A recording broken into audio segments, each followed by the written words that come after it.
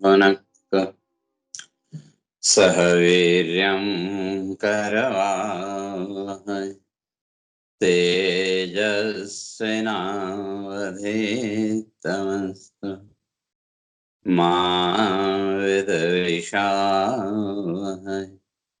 ॐ शान्ति शान्ति शान्तिः। शङ्करं शङ्कराचार्यं केशवं बादरायणं सूत्रभाष्य कृतौ वन्दे भगवन्तौ पुनः पुनः। ईश्वरो गुरुरात्मेति मूर्तिभेदविभागिने व्योमवद्व्याप्तदेहाय दक्षिणामूर्तये नमः। ॐ शान्ति शान्ति शान्तिः।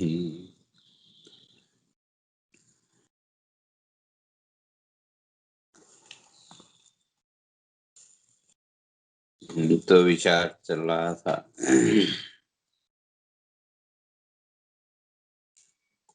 तो भगवान ने जो स्पष्ट किया कि वे दो रास्ते हैं कर्म के,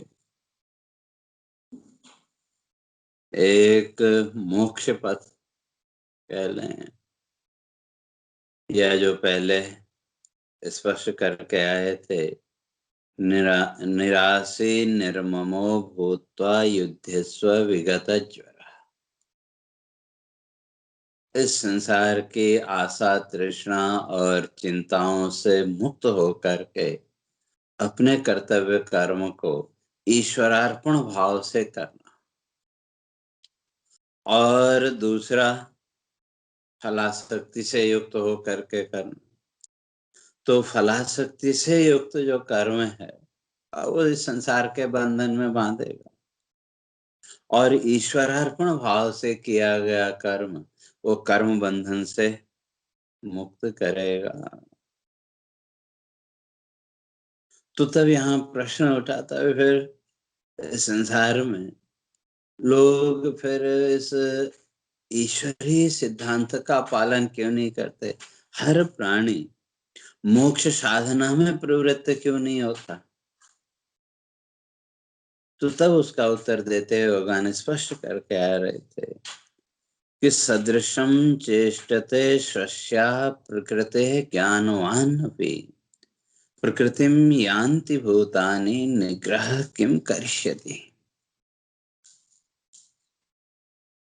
ज्ञानवान अपि, जो ज्ञानी है वो स्वस्याः प्रकृतेः सदृशम चेष्टते, जो ज्ञानी है, बड़े बड़े तत्ववेत्ता महापुरुषों का भी संसार की जो प्रवृत्ति है, कहते हैं वो स्वस्याः प्रकृते, उनकी अपनी प्रकृति के अनुसार देखने में आएगी।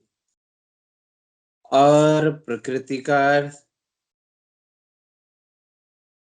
पूर्वकृत कर्म संस्काराणाम वर्तमाने अभिव्यक्ति प्रकृति ही।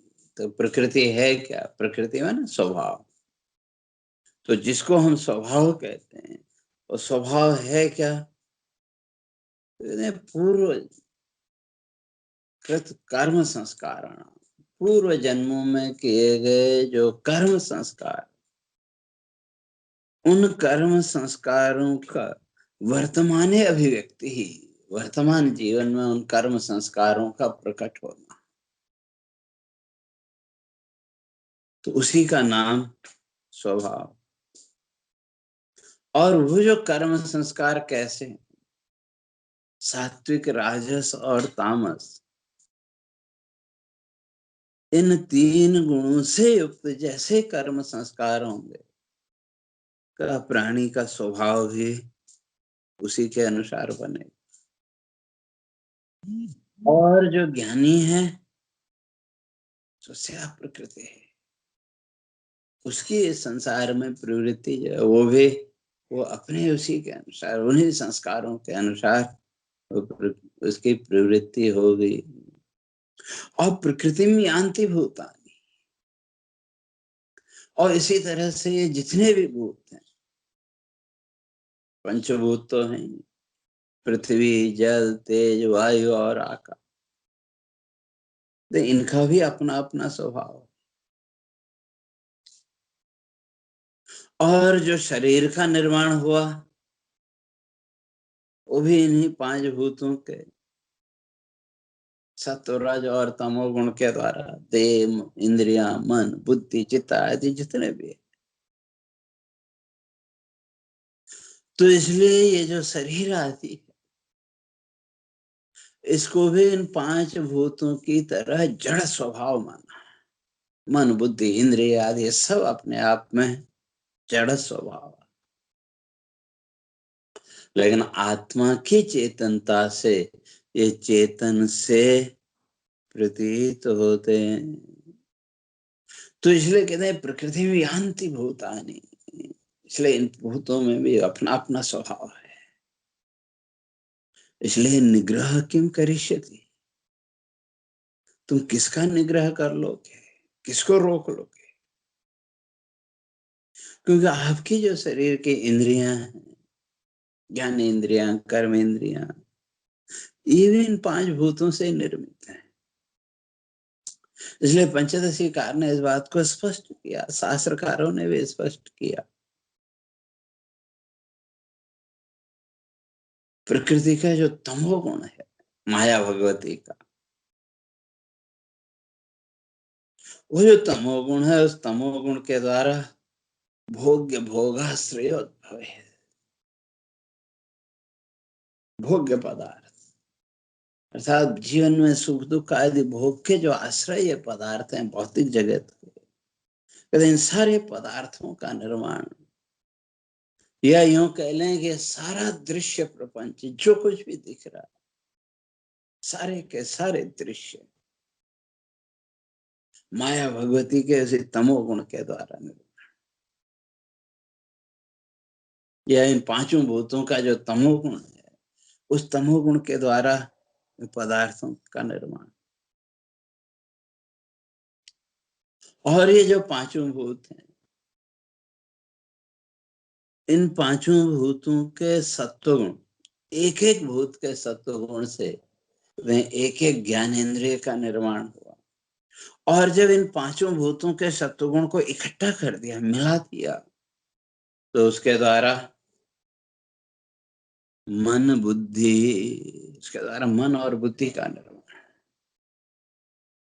और इसी तरह से जो पांचों भूत हैं, इन पांचों भूतों का जो रजोगुण है, तो एक एक रजोगुण के द्वारा एक एक कर्मेंद्रिय का निर्माण। और जब इन पांचों भूतों के रजोगुण को मिला दिया तो कहते हैं पंच प्राणा, तो उस प्रकार से पांच प्रकार की प्राण वृत्ति प्रकट हुई। इसलिए हमारी जो इंद्रियों का जो स्वभाव है, इंद्रिय जो प्रकृति है, वो इन पांच भूतों की ओर है। रूप, रस, शब्द, गंध, स्पर्श, सारी प्रवृत्ति इन पांच भूतों की ओर है। इसलिए इसको आप रोक नहीं सकते। आंख रूप की ओर नहीं जाए, ऐसा आप नहीं कर सकते। आंख बंद करके कितनी देर रखेंगे? तो इसलिए भगवान कहते हैं निग्रह किम करिष्यति, निग्रह करना संभव नहीं है, इसको रोकना संभव नहीं है। लेकिन अपनी साधना के द्वारा, अपने चिंतन के द्वारा ये जो इंद्रिय वृत्ति है, इसको हम एक नई दिशा, एक नई दृष्टि जीवन में दे सकते हैं। और जहां तक जीवन के वर्तन की बात है, व्यवहार की बात है, तो महर्षि इस बात को स्पष्ट करते हैं कि चाहे वो ज्ञानी हो चाहे अज्ञानी हो, सामान्य जीवन का व्यवहार तो दोनों का एक सा ही होगा। जिसको हम ज्ञानी कहते हैं उसको भी खाना दाना चाहिए कि नहीं, उसको भी अन्न तो ग्रहण करना पड़ेगा। शरीर की रक्षा के लिए वस्त्र भी चाहिए। तो जीवन की जो मूलभूत भौतिक आवश्यकताएं हैं, वो तो अज्ञानी को भी चाहिए और जिसको हम ज्ञानी कहते हैं उसको भी चाहिए। लेकिन अंतर दोनों में यही है कि जिसको हम अज्ञानी कहते हैं वो इन भौतिक वस्तुओं के साथ चिपक जाता है, और जो ज्ञानी है वो स्वयं को इससे ऊपर उठा लेता है। इसलिए भगवान कहते हैं कि प्रकृति ज्ञानवान नपी, जो ज्ञानी है कहते हैं वो उसका भी जीवन का वर्तन तो स्वस्या प्रकृति, अपने उस स्वभाव के अनुसार, अपने उन पूर्व कर्म संस्कारों के अनुसार ही उसकी जगत की प्रवृत्ति देखी जाएगी। लेकिन जो साधक है प्रवृत्ति वही है, वो संस्कार, या यूं कह लें कि वो आपका जो कर्म भोग है वो खींचेगा। और कैसे? तो उसके लिए शास्त्रकार कहते हैं ये न यत्रैव भोक्तव्यम सुखम व दुःखमेव वा, ये न यत्रैव भोक्तव्यम, जिसका जहां जो भोग होगा, सुखम व दुःखमेव वा, चाहे वो सुख रूप हो चाहे दुख रूप। सुख दुख रूप जीवन का जो भोग होगा और जहां होगा,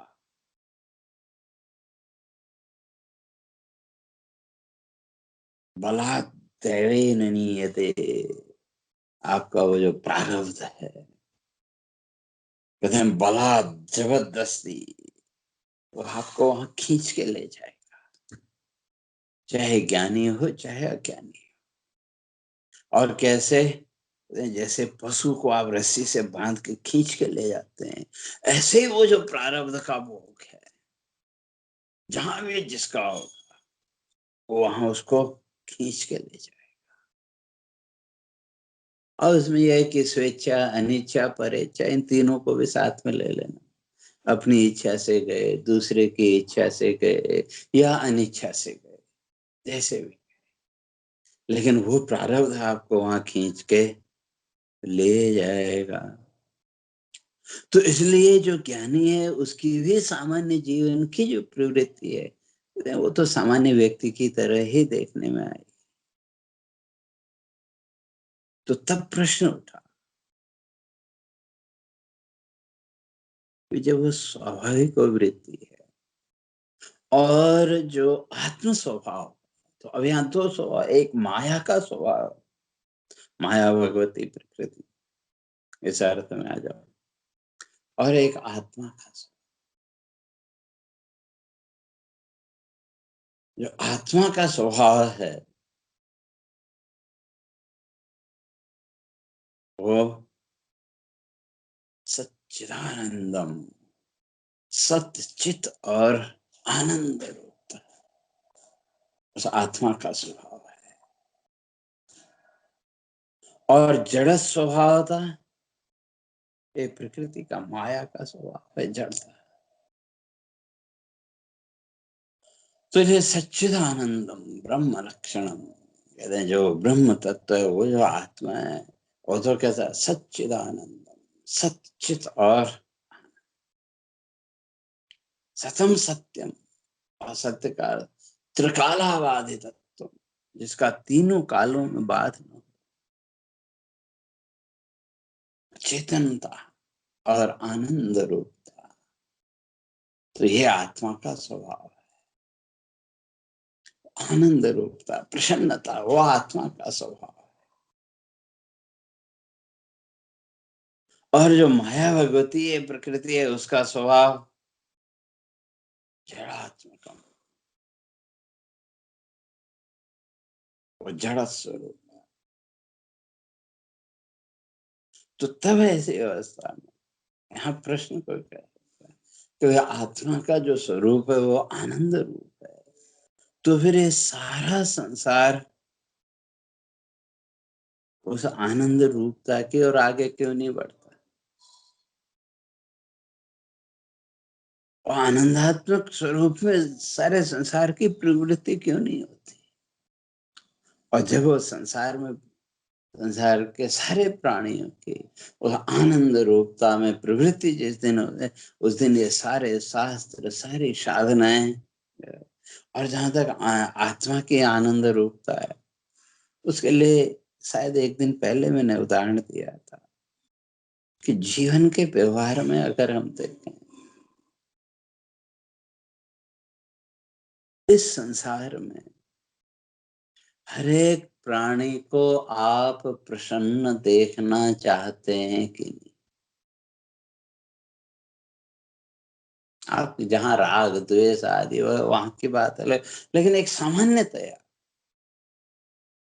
हर प्राणी, चाहे वो मनुष्य हो, पशु पक्षी आदि हो, हर एक को आप प्रसन्न देखना चाहते हैं कि आप दिन भर में सुबह से लेकर के शाम तक हजारों लोगों को देखते हैं, सब अगर प्रसन्न चित्त है, तो आपके मन में कभी प्रश्न उठा कि ये सब लोग प्रसन्न क्यों है? कभी नहीं उठा। लेकिन उन हजारों लोगों के बीच में जब किसी व्यक्ति को, किसी प्राणी को आप दुखी देखते हैं,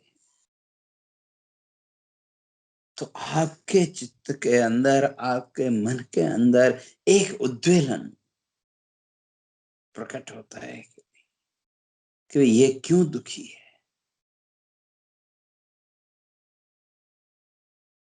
कहीं न कहीं आपके अंदर एक प्रश्न तो पैदा होता है। अब उस ओर हमने कितना ध्यान दिया, कितना नहीं दिया, वो एक अलग चीज है। लेकिन जब जिस किसी भी प्राणी को, चाहे वो मनुष्य हो, पशु पक्षी आदि जितने भी प्राणी, जब किसी भी प्राणी को आप पीड़ा में देखते हैं, दुख में देखते हैं, उस पीड़ा के कारण को जानने की इच्छा, उस दुख के कारण को जानने की इच्छा, या एक प्रश्न आपके मन के अंदर कि भाई ये दुखी क्यों है, ये अपने आप स्वाभाविक रूप से पैदा होता है कि नहीं? और जब आप इस सारे संसार को सुख में, प्रसन्नता की स्थिति में देखते हैं, तो आपके अंदर कभी कोई प्रश्न नहीं उठा, तो क्यों? तो जहां हमको अपने स्वभाव का दर्शन, जहां हमको उस आत्मा की आनंद रूपता का दर्शन होता है, तो वहां कोई प्रश्न नहीं। और जब उस आनंद रूपता को हमने नहीं देखा, उस आनंद रूपता का दर्शन हमको जीवन में नहीं हुआ, तो वहां हमारे मन में एक प्रश्न स्वाभाविक तौर पर उठता है। तो अब इस दृष्टि से विचार करके देखें, तो जीवन में कहीं न कहीं हम उस आनंद रूपता को खोज रहे हैं कि नहीं? हमारी जो खोज है वही आनंद रूपता की, वही प्रसन्नता की खोज है। तो हम जीवन में उस आनंद रूपता को देखना चाहते हैं। वो जो प्रसन्नता है, वो जो आनंद रूपता है, उस आनंद रूपता की जो खोज है, वो निरंतर जारी है। लेकिन उस आनंद रूपता को, उस प्रसन्नता को हमने सीमित कर दिया, एक सीमा में बांध दिया। तो इसलिए विचार करके अगर देखें, तो सामान्य जीवन के व्यवहार में भी हम उसी आनंद रूपता को, उसी प्रसन्नता को हम खोज रहे हैं,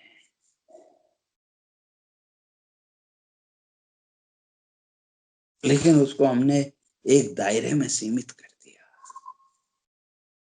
तो तब यहाँ प्रश्न उठा कि वे जो हर कोई उस आनंद रूपता की ही खोज में है, तो फिर ये संसार का जो विघ्न, फिर इन विघ्नों में क्यों बंध गया? और अगर उस आनंद रूपता में सारे जीवों की प्रवृत्ति हो जाए, क्यों जैसे भगवान ने कहा सदृष्टम प्रकृते सदृष्टम चेष्टा, सस्या प्रकृति, अपनी अपनी प्रकृति के अनुसार, अपने अपने स्वभाव के अनुसार सब प्राणी चेष्टा कर रहे हैं। तो फिर आत्मा का स्वभाव तो आनंद रूपता है। इस संसार के बंधनों में बंधना यह आत्मा का स्वभाव नहीं है, उसका स्वभाव है आनंद रूपता। और सामान्य जीवन में भी हम उसी आनंद रूपता को खोजते हैं। तो जो आनंद रूपता जब वो स्वभाव है, और आप भगवान कह रहे हैं कि स्वस्या प्रकृति सदृशम चेष्टते, सारे प्राणी अपनी उसी प्रकृति के अनुसार, उस स्वभाव के अनुसार ही इस जगत में चेष्टा कर रहे हैं। तो कहा आत्मा का स्वरूप तो आनंद रूपता है, फिर उस आनंद रूपता के लिए हर एक प्राणी की चेष्टा क्यों नहीं है? और अगर उस आनंद रूपता के लिए हर प्राणी के जीवन में चेष्टा हो जाए, तो ये सारे शास्त्र अनर्थक क्यों? शास्त्रों का, इन ग्रंथों का फिर कोई प्रयोजन रहेगा ही नहीं। क्यों? फिर व्यक्ति की इन विषयों की ओर प्रवृत्ति होगी नहीं, वो तो आत्मानंद की ओर प्रवृत्ति। जब इन विषयों की ओर प्रवृत्ति नहीं है, तो फिर इस विषय बंधन से, इस संसार से बंधन से मुक्त होने का भी कोई प्रयोजन नहीं। और जब मुक्ति का कोई है ही नहीं, तो क्या शास्त्रों का भी प्रयोजन नहीं रहेगा। लेकिन शास्त्र भी है और विषयों की प्रवृत्ति भी है। तो इसलिए भगवान पहले कह के आएंगे कि जो इस संसार भाव में बंधे हुए हैं, जिन्होंने इस संसार भाव को, इस शरीर भाव को ही जीवन का सर्वस्व मान लिया, तो ते में मतमिदम नानुतिष्ठन्ति, वो मेरे इस सिद्धांत को, इस आत्म सिद्धांत को वो स्वीकार नहीं करते। वो आत्मा की आनंद रूपता को स्वीकार नहीं कर पाते, या उस आत्मा की आनंद रूपता को जानने के लिए वो चेष्टा नहीं करते। तो इसी बात को भगवान आगे स्पष्ट कर रहे हैं। तो इसलिए जो विचारशील है, जो ज्ञानी है, तो उसको क्या करना चाहिए? तो कहते हैं इंद्रियस्य इंद्रियस्यार्थे राग द्वेषौ व्यवस्थितौ तयोर्न वशमागच्छेत् तौ यस्य परिपन्थिनौ, तयोर्न वशमागच्छेत्। इसलिए जो विचारशील साधक है, कहते हैं उसको इस संसार के, इस इन वृत्तियों के वश में नहीं होना चाहिए। क्यों? इंद्रियस्य इंद्रियस्य अर्थ है, ये जो इंद्रियां हैं, ये तो अपने अपने विषयों की ओर जाएंगी। और फिर इस इंद्रिय वृत्ति के पीछे जब हम गए, इंद्रियां तो जाएंगी, अपने अपने विषयों की ओर जाएंगे, उनकी एक स्वाभाविक गति है। या जैसे मैंने पहले कहा, परमात्मा ने हमारी जो इंद्रियां हैं वो कैसे बनाई? तो मंत्र कहता है परांच खानी वितृणत स्वयंभो परां पश्यति नान्तरात्मन। परांच खानी बहिर्मुखी वृत्ति। पर ये बहिर्मुखीता कैसी है? जैसे यूं समझो कि परमात्मा ने जो हमारी इंद्रियां हैं, इनमें एक सेंसर सिस्टम लगा के रखा है। और वो जो सेंसर सिस्टम है, उसकी विशेषता क्या है? जैसे ही वो जो सेंसर सिस्टम जहां भी आपने लगा रखा है, जैसे ही उसकी रेंज जितनी भी है, वहां जैसे ही हलचल हुई, कुछ कोई भी एक्टिविटी हुई, तो आपका वो सेंसर सिस्टम भी तुरंत एक्टिवेट हो जाता है। और उसने क्या किया? बाहर जो भी एक्टिविटी हो रही है, उसकी छाया को अंदर जो भी टीवी आदि स्क्रीन आपने लगा, वहां भेज दिया। तो ठीक इसी तरह से हमारी जो इंद्रिय वृत्ति है, वो इंद्रिय वृत्ति में भी वही सेंसर सिस्टम लगा हुआ है, और ये इंद्रियों का सेंसर सिस्टम भी वही काम करता है। रूप, रस, शब्द, गंध, स्पर्श, जो भी सामने आया, जो विषय सामने आया, वो इंद्रिय हमारी एक्टिव हो गई, उस विषय की इंद्रिय हमारी एक्टिव हो गई। और जैसे ही वो इंद्रिय एक्टिव हुई, तो वो जो इंद्रिय वृत्ति है उसने अपना काम करना शुरू कर दिया। और वो जैसे ही इंद्रिय वृत्ति एक्टिव हुई, उसने अपना काम करना जब शुरू किया, तो वो बाहर जो दृश्य है, उस बाह्य दृश्य को हमारे अंतःकरण के जो स्क्रीन है, हमारे अंतःकरण के जो टीवी है, उसके पास भेज दिया। तो वहां उसका एक दृश्य, एक चित्र उसमें बन गया। और उस दृश्य के साथ जब हमने अपने आप को जोड़ा, तो उस दृश्य के साथ स्वयं को जोड़ने के साथ ही राग द्वेष व्यवस्थित, कहते हैं जीवन में वो राग द्वेषात्मक वृत्तियां वो प्रकट हो जाएंगी। इसलिए इंद्रिय से आते, ये जितनी भी इंद्रिय प्रवृत्ति है, कहते हैं ये तो अपने विषयों की ओर जाएगी, ये स्वाभाविक है, उसको आप रोक नहीं सकते।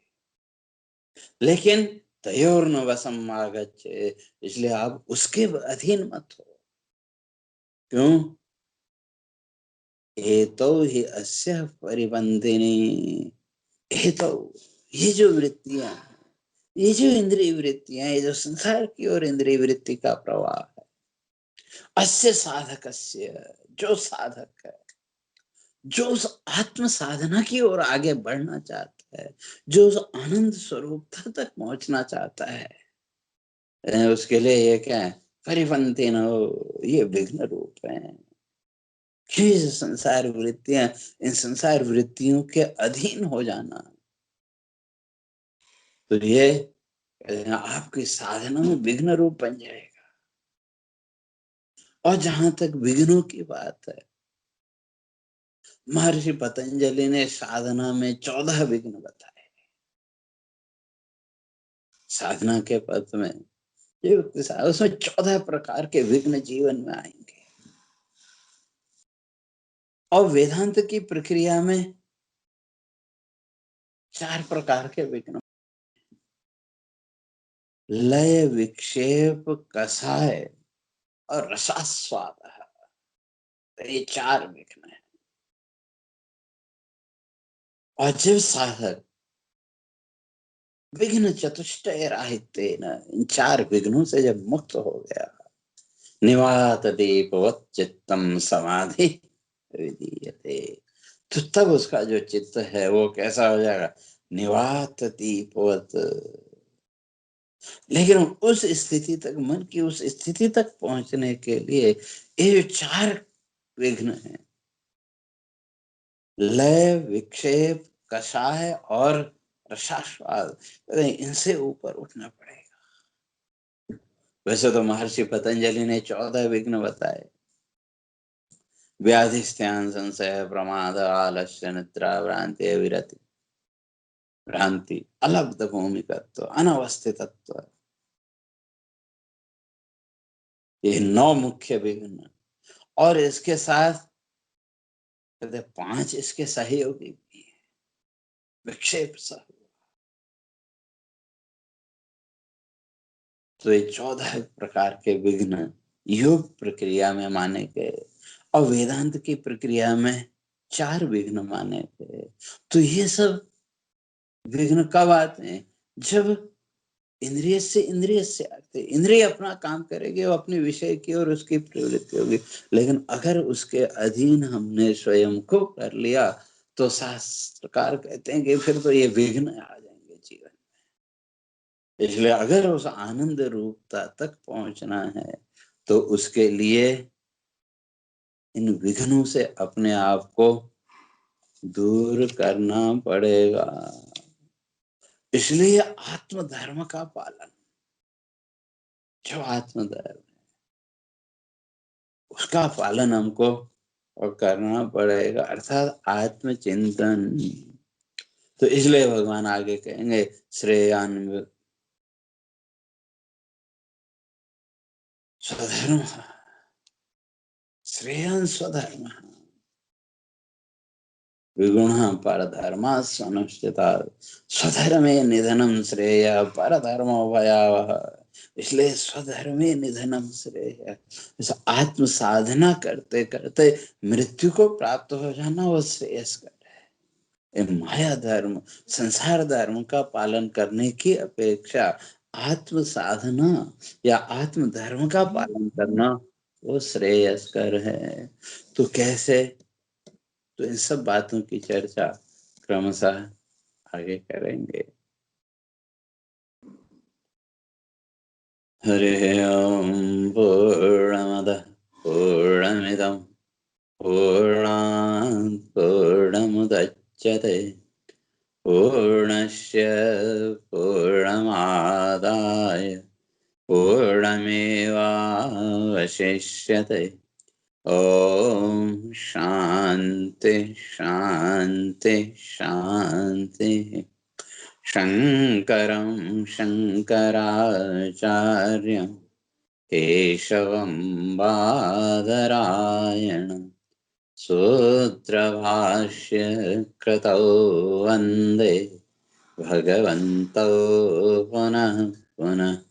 ईश्वरो गुरुरात्मेति मूर्तिभेदविभागिने व्योमवद्व्याप्तदेहाय दक्षिणामूर्तये नमः। ॐ शान्ति शान्ति शान्ति।